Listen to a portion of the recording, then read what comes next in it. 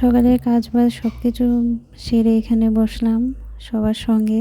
আজকে সবাই চলে যাবে বাড়িতে যার যেভাবে, কারণ ১ মাসের যা প্রোগ্রাম ছিল সবটাই শেষ হয়ে গেছে। তো ওরা প্যাকিং করছে, রেডি হচ্ছে, সেটাই আমি এখানে বসে বসে ওদের সঙ্গে গল্প করছিলাম। কারণ লাস্ট টাইম দেখা হচ্ছে, এরপর আর দেখা হবে কিনা সন্দেহ আছে আসলে। যখন সবাই চলে যাবে তখন আমি নিজেও বাড়ি চলে আসবো আর কি।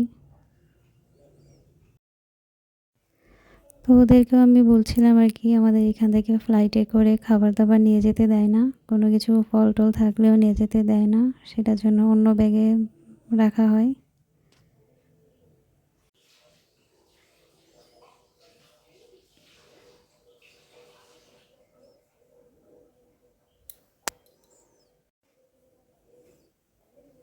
আর ওরা সবাই যখন যাবে তারপর আমরাও চলে যাব ভাবছি। তো একদিন একদিন করে করে অনেকটাই সময় এখানে থাকলাম। তারপর এখানে যেহেতু বাড়ি যেতেই হবে, ভালো লাগছে না সত্যি কথা বলতে।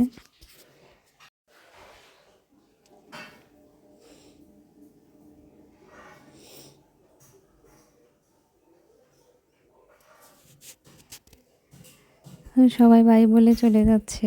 আর আমাকে একটা ফুল দিয়েছিল, আমি দেখাবো তোমাদের একটু পরে ফুলটা। তো সবাই ভগবানকে প্রণাম করে, গুরুদেবকে প্রণাম করে চলে যাচ্ছে। আর আমাদের মোড় থেকে গাড়ির ব্যবস্থা করা হয়েছিল এয়ারপোর্ট পর্যন্ত, এই ফুলটা আমাকে দিয়েছিল। তারপর রুমে বসে বসে নাম করছিলাম।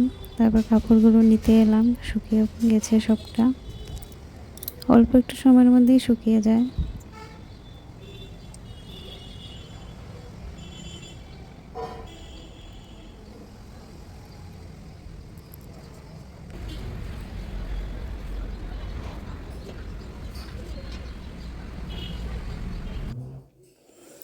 তারপর বাকিরাও চলে যাচ্ছে, ভগবানকে প্রণাম করে তারপর সবাই বেরোবে।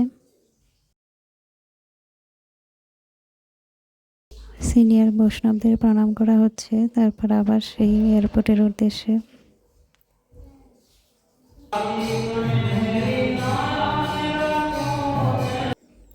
দুপুরের ভোগ আরতি হচ্ছিল।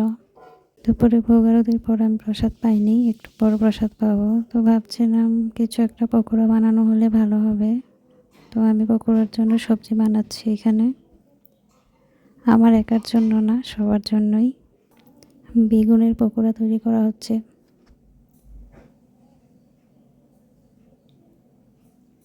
এটা এর পরের দিনের ভিডিও।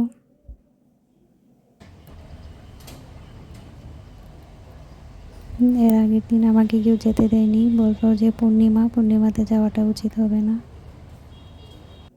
তো আজকে ভাবছি আমি চলেই যাব, দুপুরের প্রসাদটা পাওয়ার পর যাব। বেশি একটা কিছু কাজ করিনি, শুধু একটু এদিক ওদিক থেকে সবজিগুলো নিয়ে দিচ্ছিলাম।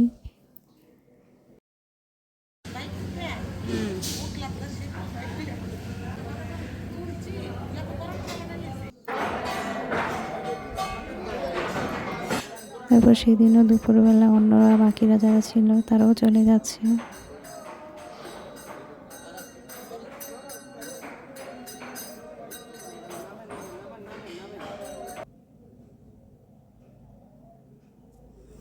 অনেকগুলো গাড়ির ব্যবস্থা করা হয়েছিল।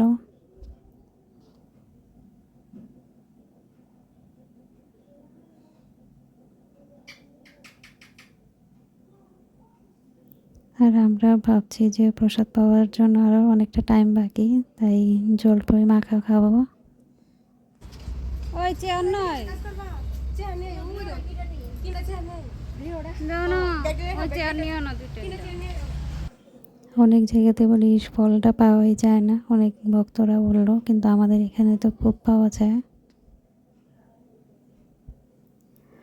আর বাইরের তারা তো জানেই না এসব, মানে এতটা টক খেয়ে খাওয়া যায়। তো অনেকে বলছিল আর কি, এতটা টক খাওয়া যায় না। আর আমরা বাঙালিরা তো টক খাওয়ার অভ্যাস আছে না। ওদেরকেও দেখাচ্ছিলাম যেভাবে খাওয়া যায়।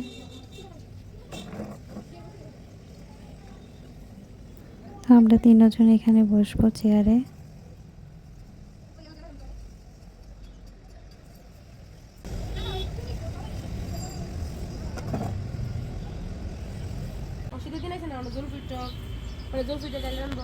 আমি যতদিন ছিলাম ততদিনই এভাবে মাখা করে খেয়েছিলাম।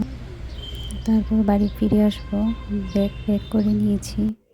তো প্রসাদটা পাবো, তারপর বাড়ির জন্য একটু প্রসাদ আনবো ভাবছি আর কি, কারণ অন্যরা তো যায়নি। তো সেখানে প্রসাদটা পেলে ভালো হবে সবারই। এতগুলো জামা নিয়ে গেছিলাম, মানে একদিন একদিন করে না, একটা একটা করে ড্রেস আমি নিয়ে গেছিলাম, তাই এতটা ভারী হয়ে গেছিলো ব্যাগগুলো। তো এদিক ওদিক থেকে আমি ব্যাগও অ্যারেঞ্জ করেছি বাড়িতে নিয়ে আনার জন্য। এখানে চলে এসেছি নিচে, একটু রেস্ট করছি, কারণ ব্যাগগুলো আনতে অনেকটা পরিশ্রম হয়েছিল। আর প্রসাদের ব্যাগটাও ভীষণ ভারী ছিল। ড্রেস আর চেঞ্জ করিনি, উবের বুক করে নিয়েছি। আর অটোওয়ালাও অদ্ভুত ছিল। যাই হোক, মানে বলছিলাম যে গেটের সামনে আসার জন্য আসেনি, একটু দূরেই দাঁড়িয়েছিল। তারপর অটোতে বসে চলে এলাম বাড়িতে। এটা পরের দিনের ভিডিও। বাড়িতে আমি পরোটা বানাচ্ছিলাম, আলুর পরোটা। তো অনেক দিন হয়েছিল আলুর পরোটা খাইনি, ভাবছি বানাবো, ভগবানকে দেবো, তারপর প্রসাদ পাবো। আমার একার জন্য না, বাড়ির বাকিদের জন্যও বানাচ্ছি। আমরা আসলে এইভাবেই সকালবেলা কোনো না কিছু স্পেশাল জিনিস বানাই প্রতিদিন।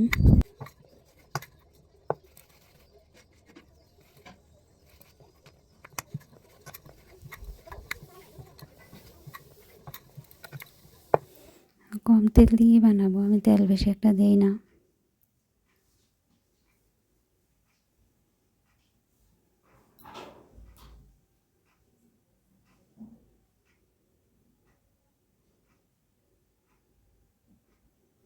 আর বানাতে বানাতে অনেকটা টাইম লাগে না, অনেকটা পরিশ্রমও হয়। যেহেতু আমরা অন্য কারোর হাতে খাই না আসলে, সেই কারণে নিজেকেই বানাতে হয়, কিছু করার নেই।